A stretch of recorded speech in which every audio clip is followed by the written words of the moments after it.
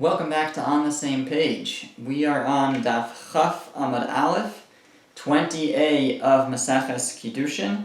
We are starting from about 13 lines down the page, where towards the end of the line we have a Taf Reish for Tanu Rabbanon, the rabbis taught. The Gemara has been discussing extensively the laws, the halachos related to an Eved Ivri, a Jewish slave, both relating to when he's sold to a Jew, sold to a non-Jew, but where the slave or the maidservant themselves are Jewish. So the Gemara now brings a brisa, Tanu Rabbanan, the rabbis taught. The pasuk says, "Im bigapo yavo, bigapo yetze." If he comes into the servitude, bigapo, then bigapo he should go out. Now what does bigapo mean? The Gemara brings a dispute. So what the first opinion says, begufo nechnas, begufo yetze. That the word bigapo is telling you it's from the word guf. Gapo is related to the word guf, which means with his body. If he enters with his body, so he leaves with his body. Whatever that means. That's the first opinion. The Gemara will explain it shortly. Rabbi Eliezer ben Yaakov says what bigapo means with his body, it means yechidi nechnas, yechidi yetze. If he comes in alone, single, yechidi, on his own, so then he goes out on his own. But if he doesn't come in on his own, then maybe he would go out not on his own, as we'll see. So the Gemara now will examine these two opinions. Again, the pasuk says, bigapo yavo, bigapo yetze. He goes in bigapo, he goes out bigapo.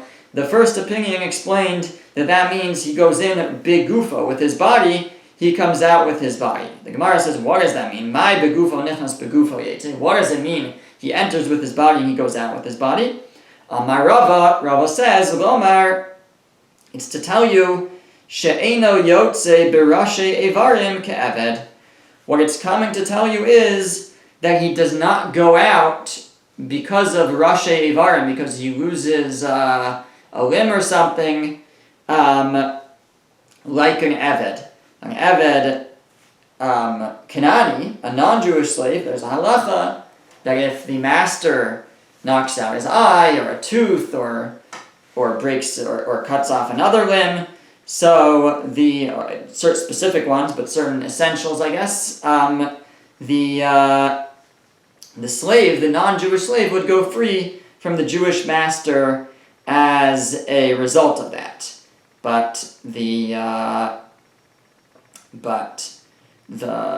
Jewish slave, there's no halacha like that. He remains a slave even though he may have lost some kind of limb. So that is, says Rava, that's what the brisa means when it says begufo yavo, begufo yetze, the way that word begufo nechnas, begufo yetze, he comes in with his body, he goes out with his body, meaning that I suppose changes in his body are not going to send him out. He's going to go out the way just as he came in, he'll go out. But these types of changes are not going to impact anything. Amar le Abaye. Abaye said to Rava, you don't need this pasuk for that. You don't need this pasuk bigapo yavo, bigapo yetze to teach you that he doesn't go free as a result of losing a limb or having an eye knocked out or something. Hahu, that we know already. Milo seitze ketesa avadim nafka. It's learned out from another pasuk. The pasuk says explicitly, lo seitze ketesa avadim, that the Jewish slave does not go out in the same way, he doesn't get set free the same way that a non-Jewish slave does, in that a non-Jewish slave gets set free for having an eye or a tooth knocked out or a limb cut off, but the Jewish slave does not. So, says Abaye, we don't need bigapo yavo, bigapo yetze to teach me that. So that can't be what this means. So Rava will respond, the Gemara responds for Rava, it says, no, even still we need it. Ime hasam, if I was learning from that pasuk, lo seitze ketesa avadim, hava mina, I might have said, nesiv le demei eine v'nepuk. I might have said that when it says lo seitze ketesa avadim, when it says he doesn't go out like a non-Jewish slave, I would have taken it the other way. A non-Jewish slave who gets his eye knocked out, so he gets set free, but he doesn't get paid for that for that damage, even though now his value, so to speak, is greatly diminished. If he will want to resell himself as a slave, now without an eye, it's greatly diminished. But the halacha is he doesn't get paid for that damage. He gets set free, but he doesn't get paid. So that's for the non-Jewish slave. So says Rava, I might have thought that for a Jewish slave, when it says lo tzei, he doesn't go out like a non-Jewish slave, I might have said that certainly he goes out, just like a non-Jewish slave goes out when he loses an eye, but I would have said more, not only does he go out, but he also gets paid for that eye. That's how I would have interpreted that pasuk. Kamash Malan, that's why I need this pasuk, bigapo yavo, bigapo yetzei. He comes in with his body, he goes out with his body, and the changes to that are, changes to his body are not going to make a difference. He's going to go out go out on schedule, even with whatever's left of his body, I guess, and the loss of limbs or other essentials is not going to set him free. And it says Rava, that's what this pasuk is coming to teach me. That's what the Brisa meant. Begufo nichnas begufo yetze. Now the Brisa has a second opinion. Rabbi Eliezer ben Yaakov Omer, now it quotes it. Rabbi Eliezer ben Yaakov said, Yechidi nichnas, yechidi yetze. That what bigapo means is he comes in alone, then he goes out alone. Ma yechidi yetze. What does it mean he goes out alone? What do we mean by that? So Amar Rav Nachman bar Yitzchak said, Hachi kamar. This is what it's saying. What it's saying is, Yeshlo isha ubanim rabo moser lo shifcha kananis. If the slave coming in already had a wife and kids, so then the master is allowed to marry him to a shifcha kananis. A very special halacha, even though this is a Jewish man, he's allowed to actually marry a non-Jewish maidservant while he's a slave. But if he doesn't have a wife and kids, then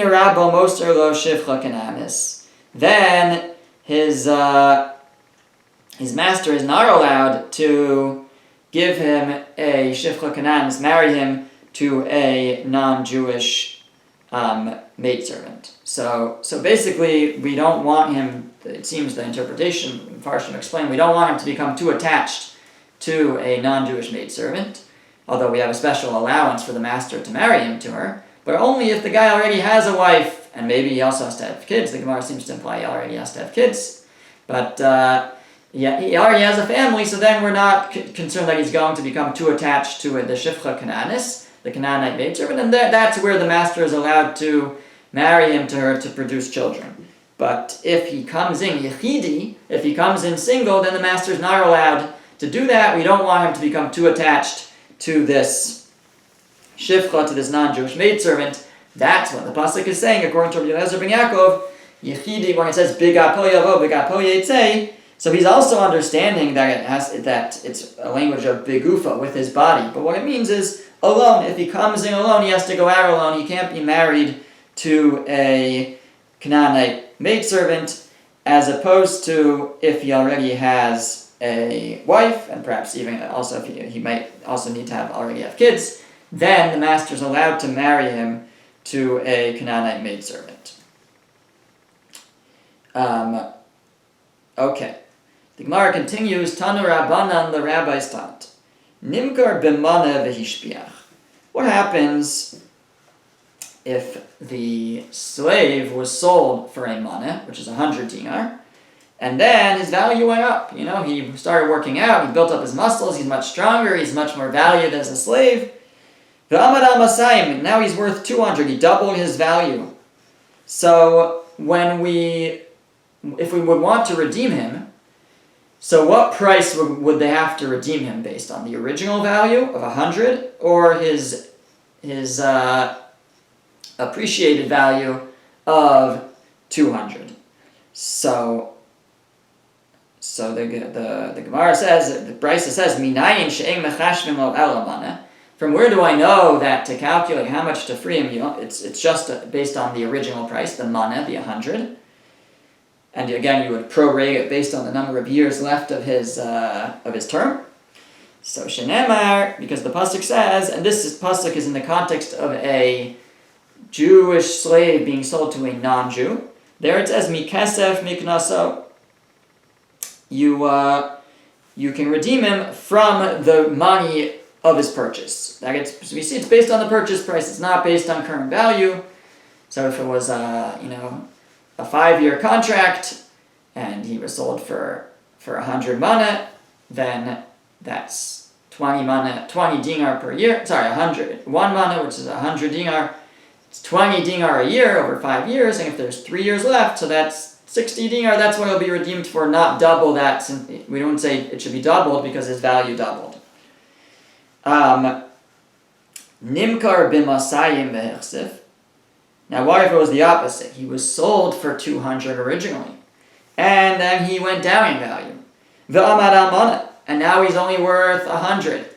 Minayin she'eng mechashvin lo almana. How do I know that here it's the opposite? We can free him not for the original value, but when you go down, actually you get redeemed for the lower value. How do we know that? Talmud Omar, because the pasuk says kifi shanav. So in the same context, it's the next pasuk still talking about a Jewish slave sold to a non-Jew.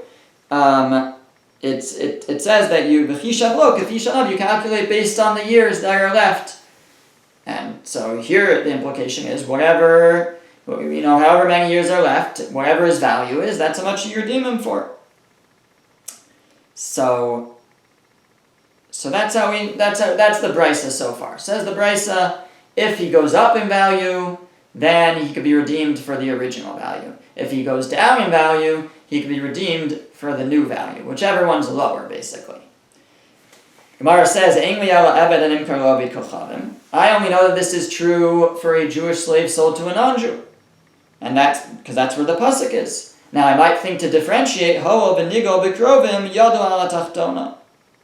because there we have a special mitzvah that the krovim, the relatives of the Jew, are supposed to try to redeem him. So maybe that's where we say yado ala tachtona, we say that the master's hand is on bottom, his hand is weakened, and whichever one is cheaper, basically whichever that the original value or the current value, that's the price to redeem him. Because the master's hand is weakened, we want to make it easy for the family to redeem the Jewish slave from the non-Jew.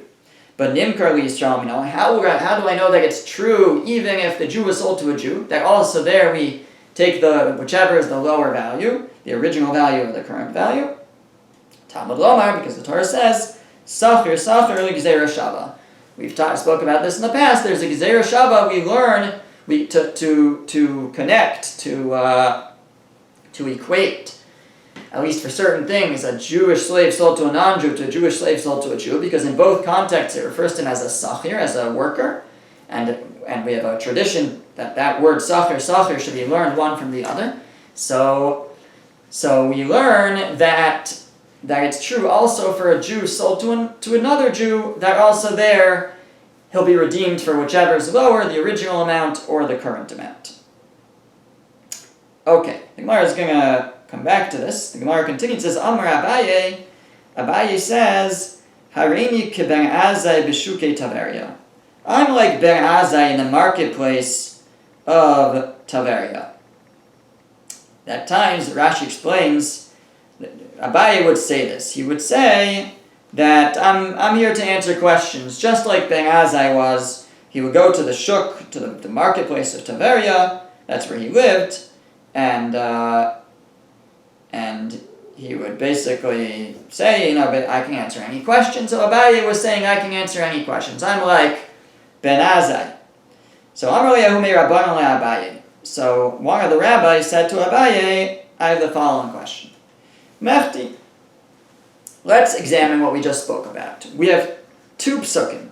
We have one pasuk that says, see, the Gemara, the Brisa said that if the Jewish slave goes up in value, so you go with the original value. Why? Because it says kesef miknaso, the cost of his purchase. So you go by the original price. We have another pasuk then the Brisa goes on and says, but if he goes down in value, so you go with the new value, not the cost of purchase. Why? Because it says Kafi Shanav, based on the years that are left, based on your current evaluation. So we have basically a contradiction, and we assumed that we always go with the lower value. That's how we came out. So said the certain rabbi to Abaye, Mefti, let's examine this. Hani cry ikul midrashin l'kula, ikul midrashin l'chumra. We could have gone either way on this. We could have said that you always go with the higher value, because again, we have a conflict. Do you go with the current value, or do you go with the original value? So the answer was, well, it depends, right? We always go with the lower one, but we could have said we always go with the higher one. So he says we could have darshan this, we could have learned it l'chumra. We could have been stringent. My chazis to darshinu l'kula. What did we see to be lenient in terms of redeeming the slave? Nidrashinu l'chumra. We should darshan it l'chumra. We should have been stringent. So the Gemara says, Lo salka daitach. No, don't think that. Don't think to be stringent. Mida'akel rachmana legabe. Because we find that the Torah was lenient for this slave. And that's how we know to be lenient about his redemption. The cost of his redemption, always going with the lower value. Where do we find that we were lenient? Ditanya. Because the Brisa says, Ki tov lo imach. It says regarding a slave, that it's tov lo imach, it's good for him with you. It's a good life to be a slave. What do we learn from that? He's imach, he's with you. Imach b'machal, he's with you in what he eats. The imach b'mishnah, he's with you in what he drinks. Sharote ata ochel pas nekiya b'hu ochel pas kibar. The Torah says that when you have a slave, you should not be eating fine flour, fine bread, while he's eating coarse flour bread. Ata shosa yayin yashan, and you're drinking good old wine. V'hu shosa yayin chadash, and he's drinking new, not aged wine.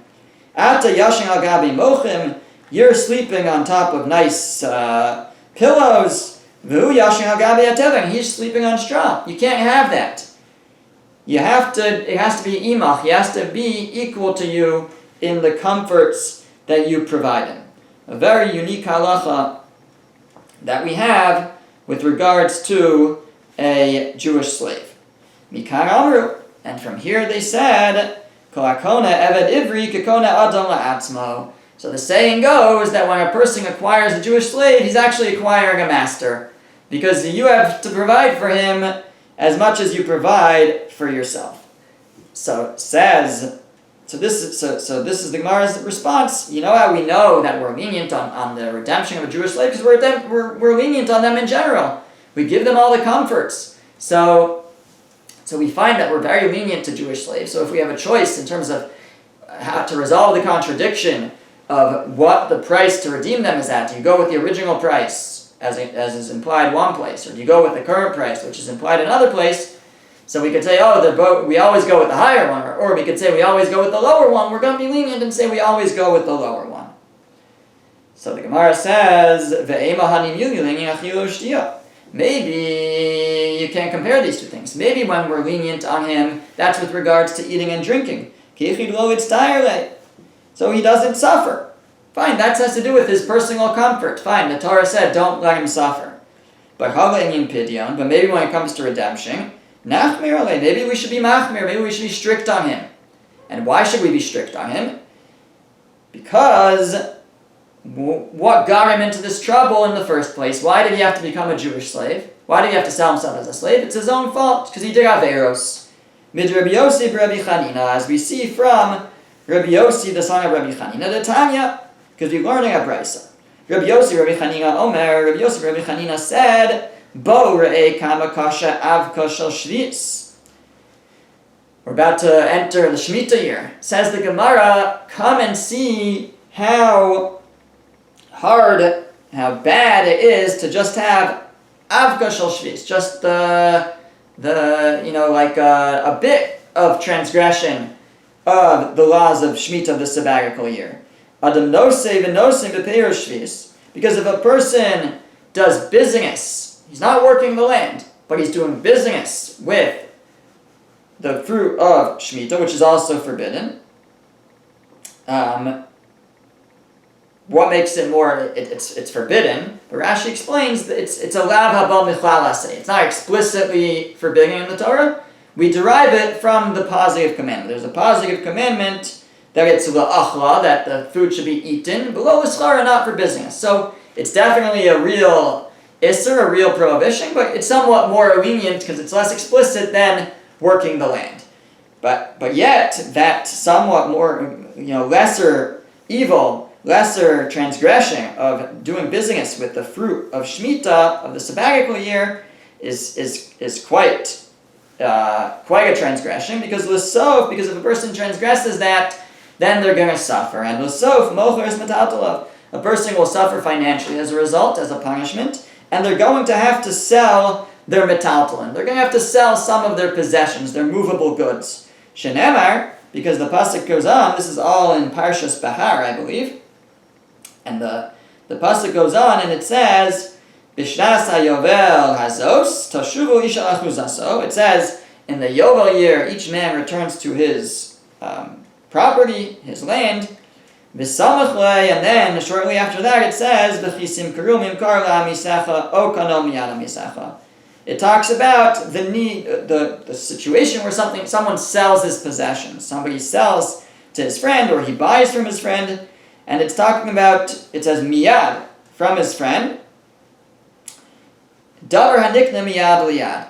It's something that's sold from hand to hand, which is metaltaling, it's movable goods. So after a person does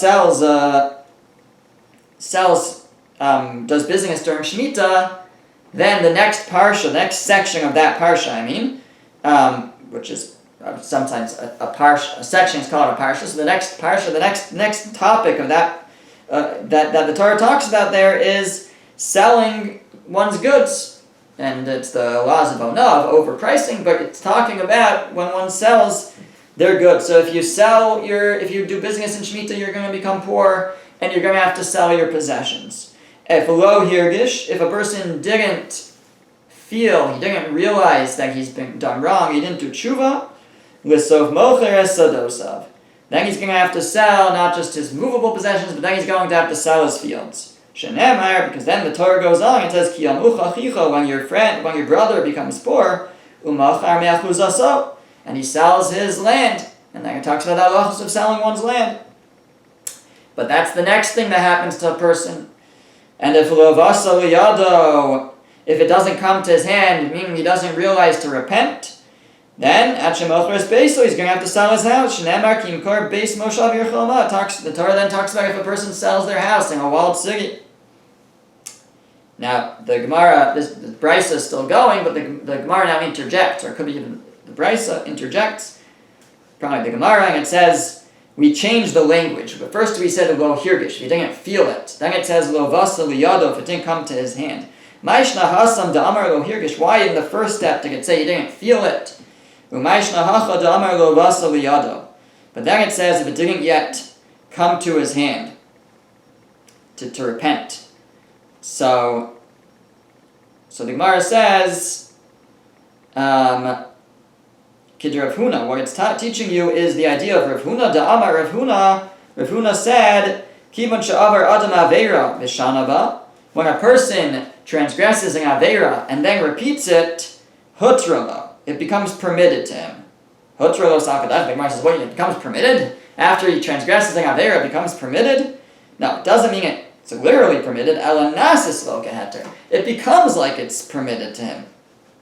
So the Gemara changed its language. Originally it said lo hirgish. He didn't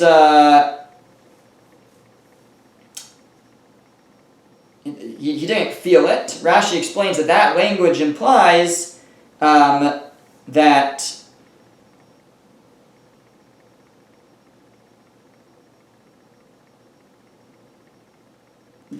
lo hirgish sounds like it's dependent. It's not for sure that he's going to keep sinning. If he didn't feel it, lo vasa liyado is a statement, I guess. Lo vasa liyado means it didn't come to his hand. It's a prediction, basically. So the brisa starts off, it says if lo hirgish, if you didn't feel it, you didn't feel the need to do tshuva, then this next thing is going to happen. After that, the brisa stops using the word lo hirgish, he didn't feel it, and it says lo vasal yado, it didn't come to his hand. And that's more of like a prediction. He's not going to, at this point, he's not going to improve. And what it's teaching us is the idea of Rav Huna, that once a person does sins multiple times, it becomes like it's permitted to them, and then the assumption is they're going to keep on doing it. Obviously, the person has to try to break out of it, but that's how we understand is what's most likely to happen. So, in any event, the brisa now goes on and continues with this trajectory, really the downfall of this person, and it says, it doesn't come to his hand to repent until he sells his daughter. Shenemar, as the Torah says, ish es bito la'ama. When a man will sell his daughter as a maidservant. Now that actually is not over there in the Torah in Parshas Bahar. It's actually in Parshas Mishpatim. So the Gemara says, "V'afagav debito lo ksiva v'hayin yana." And even though the Torah actually doesn't talk about, we're following this the progression in the parsha there, and saying if you do business with Shemitah, then you're going to have to sell your possessions. And if you sell your possession, after you sell your possessions, you're going to have to sell your land, and then you're going to have to sell your house, and then you're going to have to sell your daughter. But that's not even in that parsha. So the Gemara says, even though it's not there, but what the Bryce is telling us is that nizbin inish barte v'lo nezif b'revise. The next thing that we're going to do is that a person's going to borrow with interest, and the Torah is saying a man will sell his daughter before he borrows with interest. Why? So therefore, the Bryce knows to stick it in. That the next step is not going to be that he borrows with interest. First, he's going to sell his daughter. Why? My taima. Why is he going to sell his daughter before he borrows with ribis, with interest? Because Barte Migara v'nafka. Because his daughter, he can slowly pay back. He could pay back and eventually free her. But the price doesn't go up, so it's easier for him. It's like borrowing money interest-free. He sells his daughter, and actually, if anything, the cost to pay back goes down, because as she remains a maidservant, the cost to redeem her goes down, and it's easier. So that he's going to do before he borrows with interest, because when you borrow with interest, it's the opposite. The price keeps going up if you're not paying back. So a person who's getting poor will first sell his daughter as a maidservant before he borrows with interest. Now, if it doesn't come to his hand to do tshuva, or when it doesn't come to his hand, that after he sold his daughter, and he's still poor because he hasn't done tshuva, so he's going to borrow with interest. Shenemar, as the pasuk says, "V'chiyamuch achicha umata yado imach," that when your brother becomes poor and his hand is reaching out with you, and shortly after that it says al tikach meito neshech v'sarbis. Then it talks about don't take interest from him. So there it's talking about the mitzvah to give tzedakah and to support him, but it says right there that it talks about the laws of interest, the prohibition of lending and borrowing with interest. So that's what's going to happen next, is if he doesn't do tshuva, or when he doesn't do tshuva, he's going to have to borrow with interest. Lo vasa liyado, and it still won't come to his hand to do tshuva. Ad shemocheres atzma, then he sells himself. Shenemar, as it says, v'chiyamuch achicha v'nimkar lach, when your brother becomes poor and he sells himself to you. So first he sells himself to a Jew. And lo lach elo ger, not only to a Jew, but then he might sell himself to a ger, to a convert. So actually, the first is talking about a born Jew, and then to a convert to Judaism. Shenemar lager, as the pasuk says, that v'nimkar lager. But actually, the Gemara says v'lo lager tzedek. Not only might he sell himself to a righteous convert, a righteous stranger, elo lager toshav, but he might even sell himself to a dwelling ger. A ger toshav is a non-Jew who lives amongst you, who doesn't serve Avodah Zarah. Follows, I guess, the Sheva Mitzvahs B'nai Noach, the 7 Noach idols, and but he's not Jewish, and that's what he's going to have to be sold to eventually. Shneimar Ger Toshav, because it says there, he'll sell himself to a Ger Toshav, and that's this non-Jew. And then the Torah goes on and says, Ola Eker Mishpachas Ger.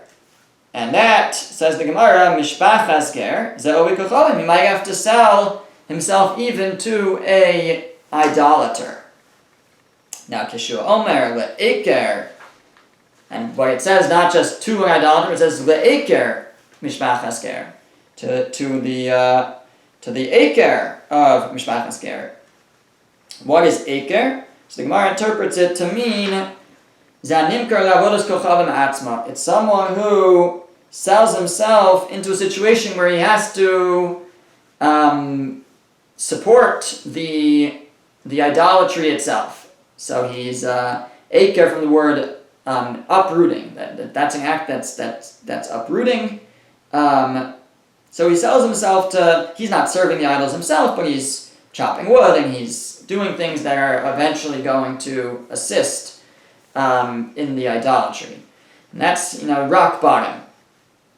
So all this, what's the point of all this? This whole process, where did we start? So this was all a part of the question that we asked, that we said that when we redeem a Jewish slave, we always redeem him for less. We're lenient on him. Rather than redeeming him for the higher value. Again, we have either the current value. Do we go by the one place implies we go by the current value, one place implies we go by the original value. Which one is it? The Gemara said you always go with whichever one's less. Why didn't the Gemara say you go with whichever one's more? Especially now the Gemara is saying, look, this guy's a terrible guy. How did he become a Jewish slave? Why did he have to be sold into slavery in the first place, especially to a non-Jew? It's because he had Averos and he didn't do tshuva, so why are we being lenient on him? So so finally Abaye said back, Hasam ha-hadre kra. Over there, the Torah already taught us to have mercy on him. The Tami debei Rabbi Shmuel, because Rabbi Shmuel they taught in the base medrash of Rabbi Shmuel, Hola v'holach zeh v'nasa kumar la'avodas kochavim. Since he went and became, it's not talking about this person specifically, but even when somebody would go and become a priest of avodas kochavim, idolaters, ema lidchi aben acher. Actually, it is talking about a slave who, even if he went and became a priest for idolatry. So you might say lidchi even acher hanofel. You might say we should push a rock onto the guy who fell. So, sort of stomp on him while he's down. We should just say, forget it, we're done with you. Throw a rock on him after he's fallen. That's what you might think to say. Talmud Lomar, that's why the Torah says, Acharei nimkar geula tia lo echad me'achav yigalenu. That after he's been sold, he should be redeemed. One of his brothers should redeem him. And what this is teaching us is even though he's fallen so far, we want to try to redeem him. And so says Abaye, we see, even though a person has sinned, the Torah wants us to be merachim on him, to have mercy on him, to try to pull him out of that situation. And therefore, it makes sense, it's logical that the cost to redeem him should be the lower cost and not the higher cost. Okay, we'll stop there, pick up next week.